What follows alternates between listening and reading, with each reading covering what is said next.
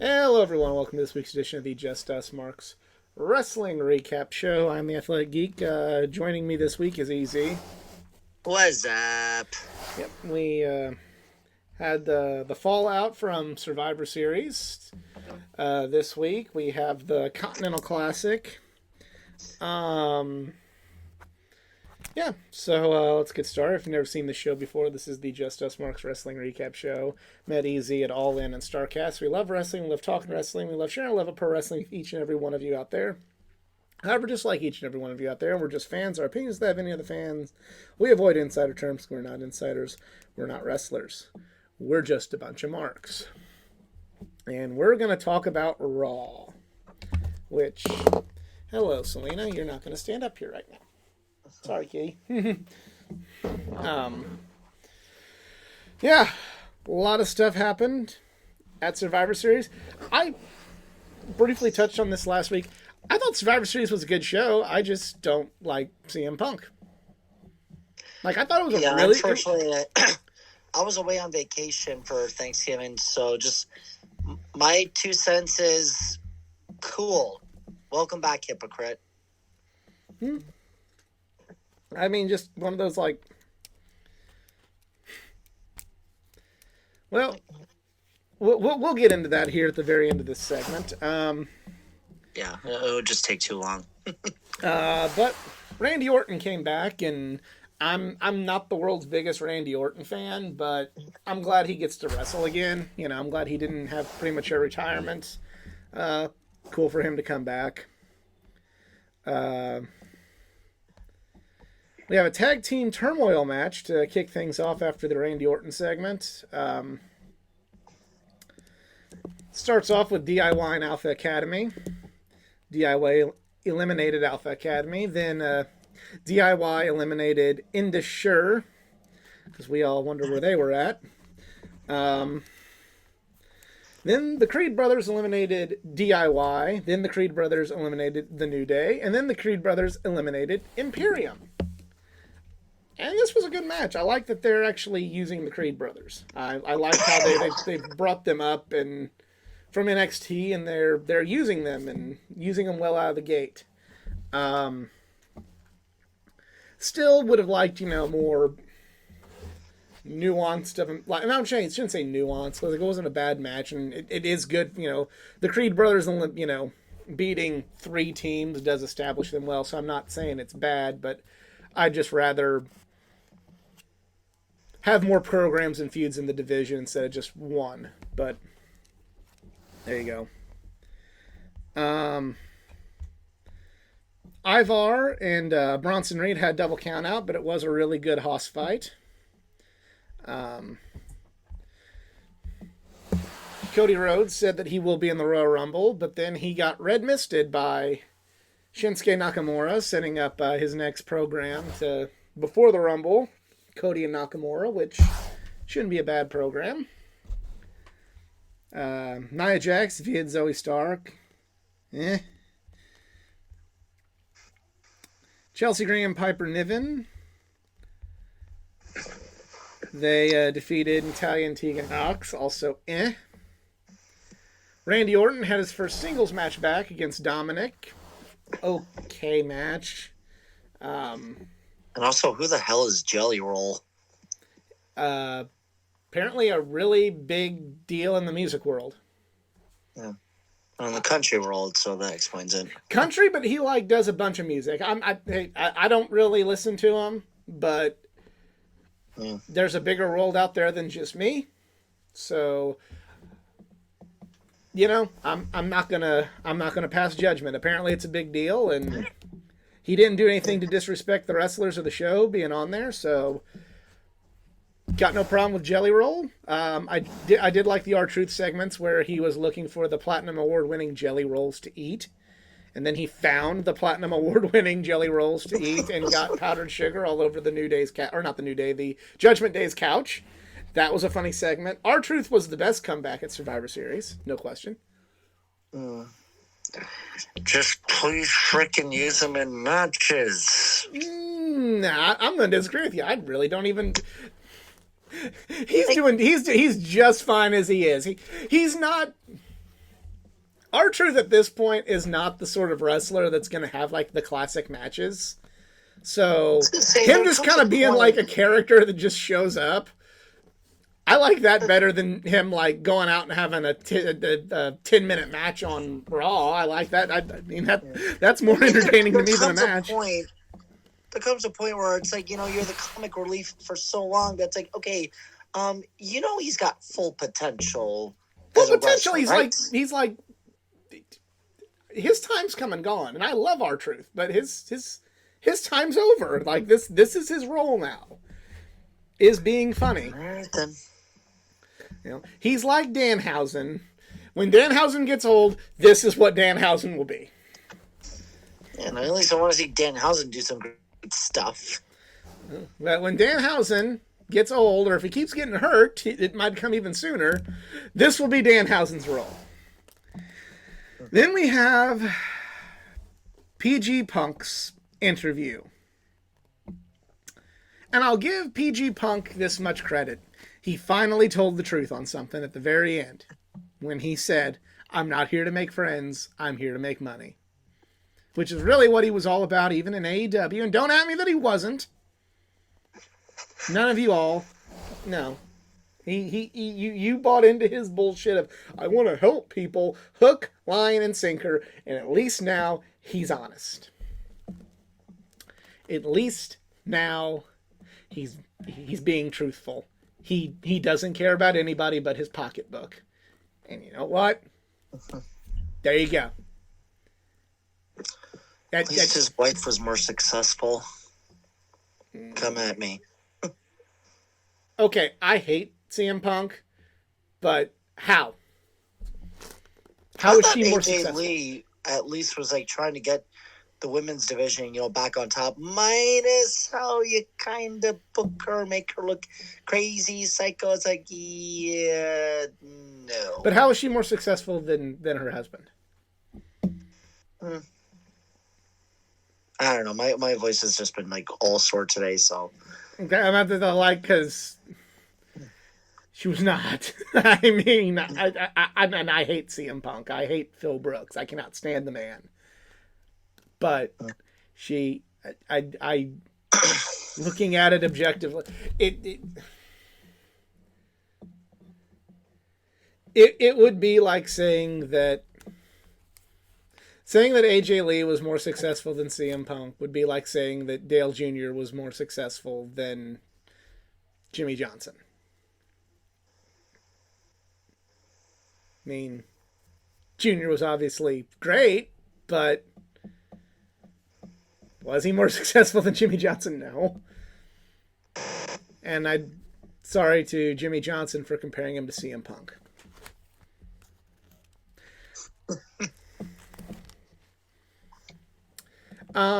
But yeah, I know last week I didn't want to talk about CM Punk, and I still don't. But I will say this about him being in WWE. He can't do some of the bullshit that he did in AEW in WWE. He's not the top guy. And unfortunately, yes, he was the top guy in AEW. So, and ratings, revenue, and ticket sales really did reflect that. Unfortunately. As, Al Gore's documentary is called, it's an inconvenient truth. He still should have been fired. Like you still can't get away with, in my opinion, anything he did. But if he tries a fraction of that stuff that he thought he could get away with, and the first go around did get away with in WWE, he will be dropped like a bad habit. And he doesn't have this. He doesn't have Triple H. Triple H isn't like, I love CM Punk like Tony Khan was, and let him go like, okay, if CM Punk wants to go start fights and, in a post-show press conference, go, everybody sucks and these wrestlers suck and I work literally all because he was triggered from one stupid question. Yeah. If he does that in front of Triple H is going to say, hey, why don't you go the fuck up? Actually, I will admit I kind of laughed at Seth Rollins looked like he legit wanted to go murder him on stage. I don't know if that's real or not. I know Seth is a fan I heard F-bombs in of middle Pepsi finger Phil. when I saw the reactions. He looks like he wanted to kill him. Yeah, but also Seth is also good at his job, and objectively, you could set up a big WrestleMania match this way. So I saw an inner Tyler Black coming out.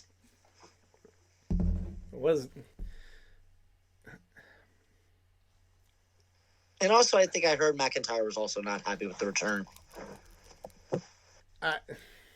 I don't believe internet reports as much anymore because they're all. Yeah. I wasn't reading the reports. It was just reading like their video reactions. I'm like, oh boy.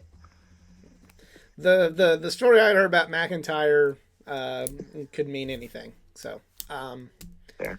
It maybe is, maybe isn't. We're not there, and these reports are just speculation.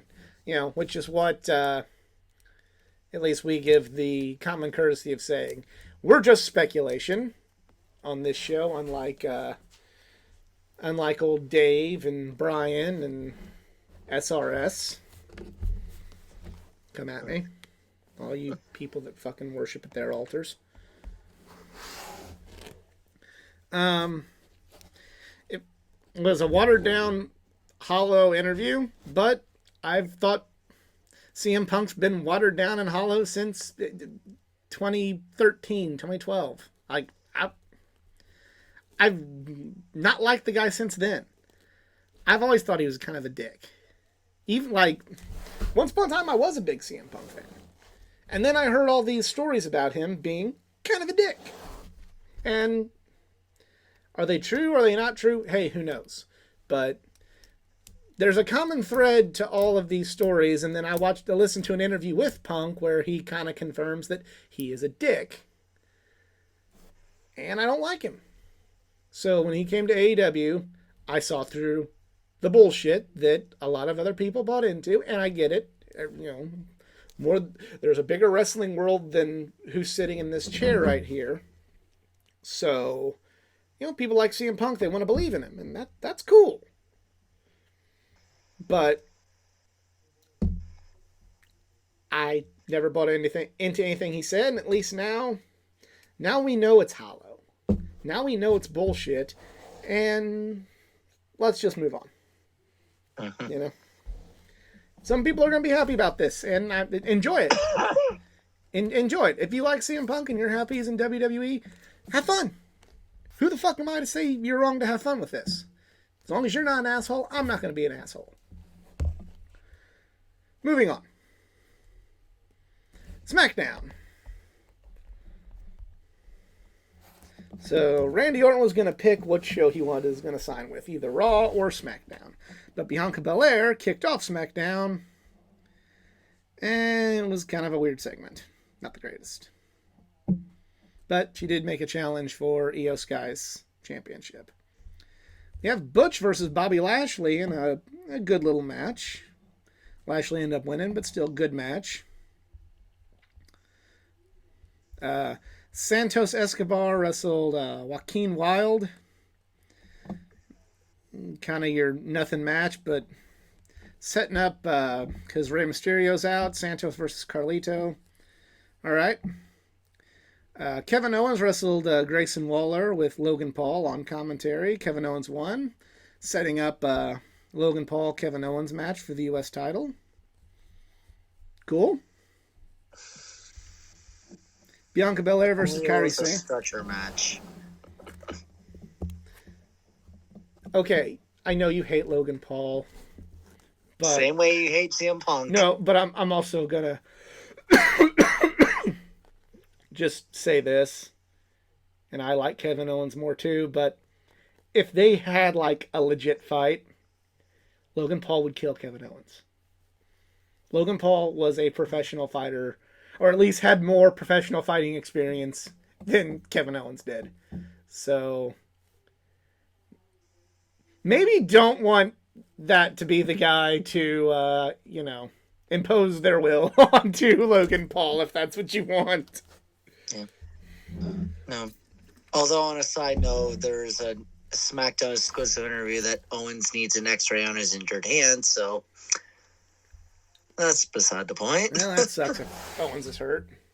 Because at the very least, and I don't like Logan Paul, but at the very least, if Kevin Owens has a program with Logan Paul, Owens is going to make a lot of money and get really well promoted from it. Bianca Belair, Kairi Sane, good match. Bianca won. Randy Orton says he wants the bloodline.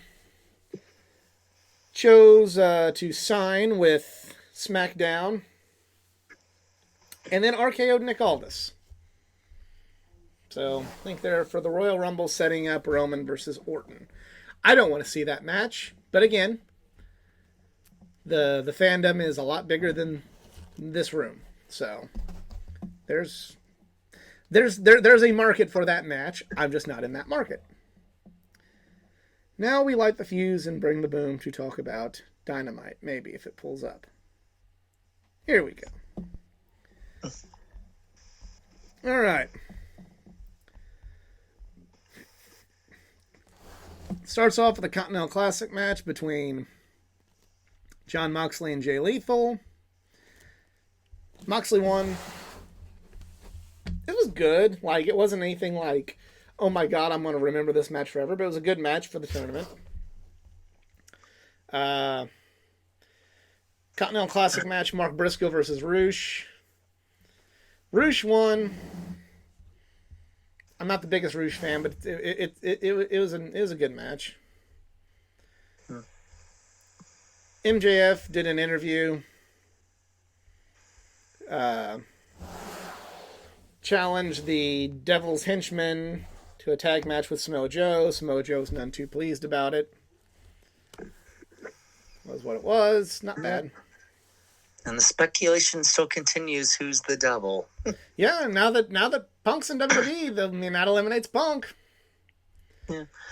Now, That eliminates all the people that were holding on hope that Tony Khan's this genius that just pulled the wool over all of our eyes because we can't keep up with the great Tony Khan's geniusness.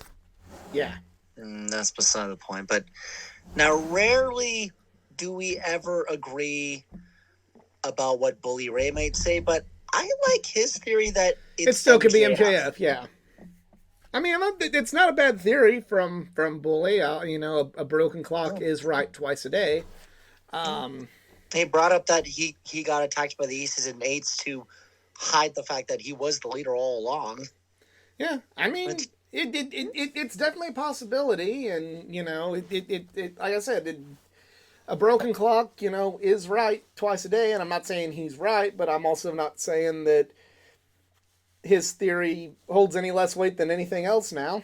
So, Wardlow had a squash match against AR Fox. I loved it because I don't like AR Fox. So 5 stars. Oh, and also we found out where Revolution's going to be in Greensboro, North Carolina. Yep. Ric Flair's not everybody's favorite, and understandably so. But having Sting's last match in the same building in the same city where he had his breakout performance against Flair, I respect it. I like it. Do I wish it was in St. Louis or Indianapolis or Nashville or Cleveland? I'm talking about places I can drive to within, respectful Nashville? distance. I'm closer to Nashville than I am Chicago, man. I drive through 2 states to get to Nashville, and I'm in the same state for Chicago, but I am closer to Nashville. Yeah. Oh, if we get a Kenny Omega match at Revolution, we're going to have that stupid North Carolina thing again. I certainly hope so. For that, yeah, you have to for that place. I just found it so dumb. You gotta do it for that place. It was funny, the first 10 times, and then the next 10 times are like, okay, I get it. Please Well, stop. it hasn't been. They haven't used it in a while, so bringing it back for when they're actually in North Carolina makes sense. I suppose. We'll Um, see. Top Flight and Action Andretti wrestled the Hardy Boys and Brothers A. Top Flight and Action Andretti won. Not a great match. TBS Championship match. Julia Hart defended against Emi Sakura. Oh, the ACC has a museum there? Oh, I didn't know. Sorry, I'm like looking up Greensboro. This match was okay. Actually, that Julia Emma Sakura match, I liked it. It was okay. Like, Not the greatest House Rules match, but I literally thought, like, holy shit, Emmy is about to kill Julia. I don't say this with any disrespect, but I know a lot of people really like Emi Sakura, and I'm not going to say I've never seen a good Emi like there's she's had good matches, but I guess I'm just not like in the big internet fever pitch Emi Sakura love that a lot of other people have. Now, nowhere in that statement did I say she was bad or I didn't like her. I just don't. I'm not with the internet on how great they feel she is compared to how great I feel she is. So don't put words in my mouth, anybody that watches this. Christian Cage, in an interview with Adam Copeland, tried to sweet talk him back to the good side, or, at least his side. It's not really the good side. And then whoever is in charge of censorship in AEW lost their job because, boy, letting the F-bomb fly on on cable television is not good for FCC fines. Oh, please, after the F-bomb drop on American Horror Story during its peak. So, but maybe that was one of the best groin shots I've ever seen Copeland do. Yeah, I'm pretty sure that AEW needs to unnecessarily spend money on FCC fines. That's money well spent. I love and also Christian kept calling Luchasaurus never call Luchasaurus by his new name, Killswitch. I know, and that slipped, and the crowd let him know about that. I'm like, oh man, I'm just watching this thinking, guys, you should have rehearsed this. I mean, but again, I'm all for off the cuff. I'm all for people being creative on their own and not having to follow scripts. But on the flip side, like everybody complained about WWE making people rehearse. And while I'm just saying, I'm not saying either side's better. I'm just saying you see good to one side, you see bad to that side. And in this interview, we saw the good and the bad in one interview. Minus, the unfortunate delay in the censorship, the emotional, I guess the manipulation that Christian Cage was building. Oh, it's great. I absolutely loved it. I was actually fully convinced, like, holy shit, are we actually gonna see like a tag team reunion? It's like, of course not. Now, my uno problem about this is I don't want to see this title match in Montreal. No, as much as I know that is the best wrestling crowd in all of Canada. Sorry, Toronto, but let's face it, Montreal is way better on the crowd-wise. I would save this build-up for World's End, or maybe Revolution. I almost forgot we have a World's End pay-per-view coming up, but I would save it for that. I mean, it's kind of like do it in Canada where they're both from, or you do it at a pay-per-view. Both. I can see both sides to that argument. I agree this is a match people should maybe pay money to see, but I also get, hey, we're going to Canada. Two Canadian wrestling legends. I get it. Yeah. I get it. Yeah. None of them from Toronto, but that's just beside the point. I thought Christian and Edge were from Toronto or close to it. Yeah. All right. It was interesting just hearing how both of them grew up and Christian Cage trying to see or again, and the manipulation, like telling the story on just like growing up, and once again saying, you grew up with a single mom, you didn't have a dad. I'm like, yeah, here we go again. Yeah. But Continental but I Classic will say that was the most satisfying "go fuck yourself" I have ever heard. main event Continental Classic match: Jay White versus Swerve Strickland. This match was good. I'm not gonna say it was bad. I didn't love it like the rest of the internet did. Sorry, not sorry. But the right guy won because fuck Jay White and Swerve. Like, you need to put the proverbial rocket ship on Swerve. And right now, like, I stand by that if it's not MJF manipulating everybody with the devil, Swerve needs to defeat MJF to become the champion.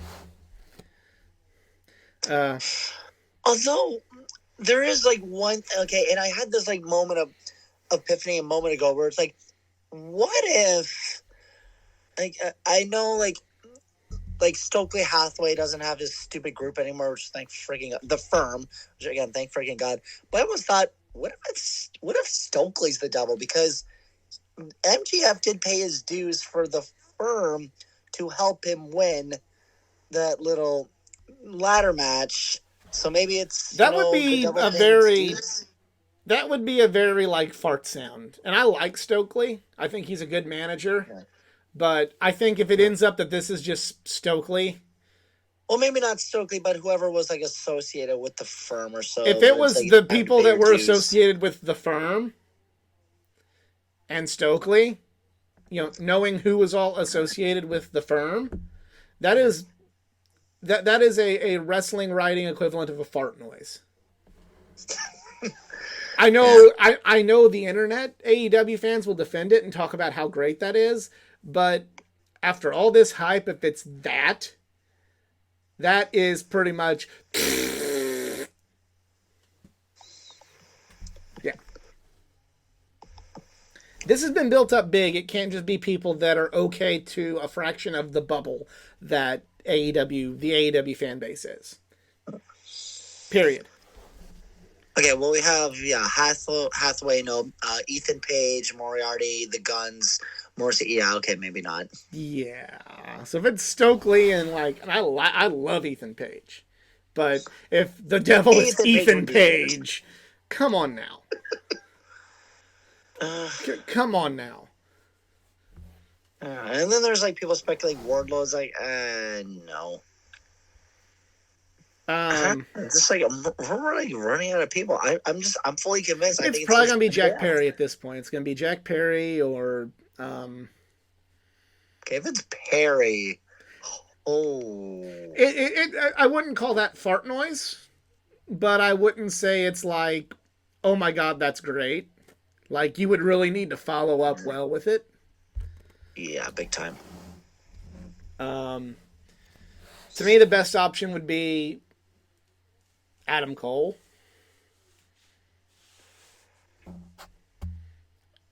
Unless he gets attacked. Yeah. Who didn't he, though? Yeah. The best option would be Adam Cole, in my opinion. So now we talk about Collision. Starts off with Claudio versus Brody King. Brody King wins. They're really using this to make Brody King into a bigger deal. I'm on board with that logic. Brody King's not like one of my holy shit Brody King kind of, he's not like that level of wrestler, but I'm not against Brody King in the slightest. So if they want to use the Continental Classic to make him a big star, I'm cool with it. Had a really good match with Claudio. Kiera Hogan wrestled Abaddon. Not a great match, but we're going to get Abaddon versus Julia Hart, so that is cool. Daniel Garcia wrestled Andrade El Idolo. Andrade won. Really good match again. Then Miro was going to beat up Andrade, and CJ said no, and that's kind of... I really don't care about the CJ Perry Miro storyline. I just don't. I don't give a shit. Iron Savages versus the Kingdom. Kingdom won in a yawn of a match. House of Black versus Daniels and Seidel. Decent tag match there. Kip Sabian wrestled Vikingo. And decent match. Then finally get to the main event. Bryan Danielson defeated Eddie Kingston. This match was phenomenal. Eddie going 0 for 2 though in the first two matches. I'm really hoping there's some sort of like close comeback for Eddie, because if they just like make him fall out of contention, or like he's the first one to fall out of contention, damn, you made him look stupid, and I'm not on board with making Eddie Kingston look stupid. But still, phenomenal match. I've liked the Continental Classic so far, but I don't. It doesn't have the sense of urgency to it that the G1 has from when the G1 starts. I can tell all the people that say it does never saw a G1.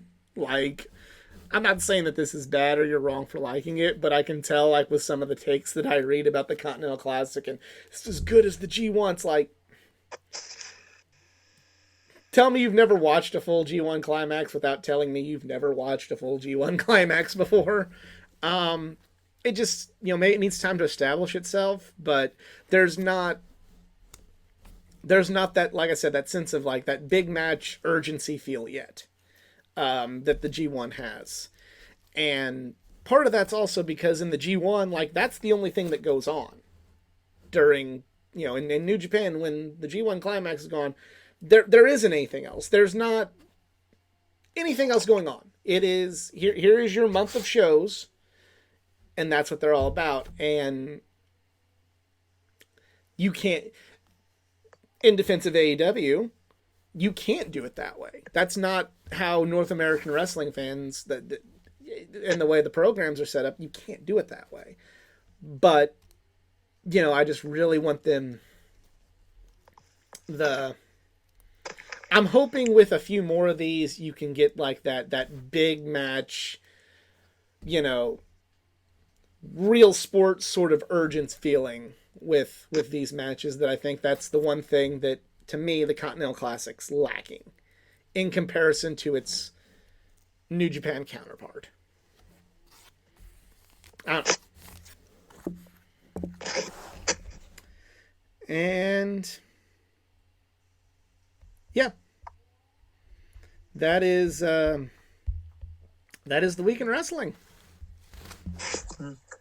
Oh, yeah, I forgot to mention Dante Martin and Top Flight. They came back for the first time in forever. Yeah, they teamed Andretti versus the Hardy Boys. Oh, sorry. Okay, I missed that. Yeah. It was like one of these moments I space out or whatever. Yep. So that is the week in wrestling. Thank you all for tuning in. If you enjoyed, please like, share, and subscribe for more content. Follow me on my social media pages. Tell me how, despite me watching every G1 since 2017, I don't know what I'm talking about there. Tell me all of that at facebook.com/athleticgeek89 or Twitter @athletic_geek89. See pictures of my dogs. Follow me on Instagram @athleticgeek89. You still have social media, or are you still on the Twitter boycott? No, I came back to emo Twitter a couple months ago, so it's all good. But yeah, you can follow me at the emo Twitter at Eric Zarin, DRIKZARINS. I can continue telling me why Ohio is not black and gold or whatever. It's soccer talk. Or you can tell me why the hell is Alabama on the playoff four, and even I don't know how the hell we made it to the playoff four. So, yeah, I hate to be in Tallahassee right now. Yeah. But I'll tell you why Alabama made it in. Money. They're Yeah, better. I know. They're, I swear to you, I didn't bribe. Like I tried to bribe. no, I'm Tony. saying the ESPN likes Alabama, and Alabama draws more fans. That's exactly why they're in there, and that's Yeah, cool. but And that's Michigan fine. also can draw fans, and so can Texas. Texas has their own freaking network.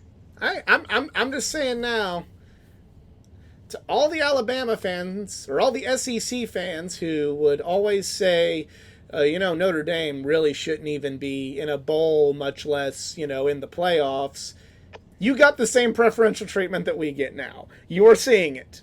So. I was gonna say, I think did you guys get a bowl game? Yeah. No.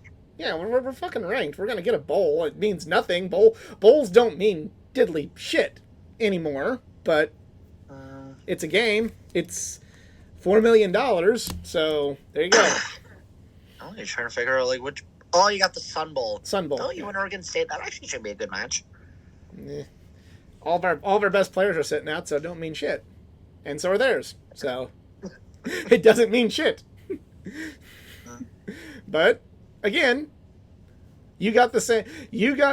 Alabama got the same preferential treatment that Notre Dame has gotten in the past, and it's because dollar values on the name, fans that it draws, ratings that it gets. And thank God we have an expansion next year. I don't know. I don't really. If Notre Dame don't make it, I don't watch it. So college football ends on the Sun Bowl for me, in the meaningless exhibition game that is the Sun Bowl. Yeah. And then baseball season. Well, actually, no. Well, I was about to say no motorsport season. Well, yeah, I'd say that. We just gotta wait for the Rolex 24 start, and we're good. Exactly. All right, and we can't talk shit on any NFL teams because we both had bad days today. So. Yeah, I don't even want to talk about one team in particular, but the Saints at least tried to make a comeback. Yeah. But I'm also not mad that Detroit won because I honestly want to see them go on a Cinderella run. Oh, yeah. But it's going to be the Chiefs and the Eagles again. We'll see. Yeah. There's too much. Again, I'm going to let you in on a little secret. I think professional sports, they try to make them a work. Yeah. Actually, speaking about the Chiefs, you might want to retort that. They're losing badly to the Packers. Okay, all they have to do is get to the playoffs, and the calls will go their way. It's just how it works. That's how it works. This is why we don't have a sports show. Because my sports show is just me going, yeah, see that call? That's because the NFL's a work. Oh, you see that call? That's because this is a work. Everything is a work. Professional sports are a work. Pro wrestling is real. That make motorsports a shoot then?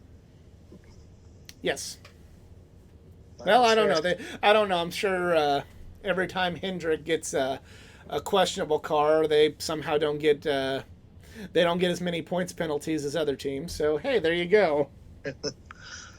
Don't tell me that ain't true. Don't tell me that's not true. But for Easy, I'm the Athletic Geek. We're just marking her out. Peace.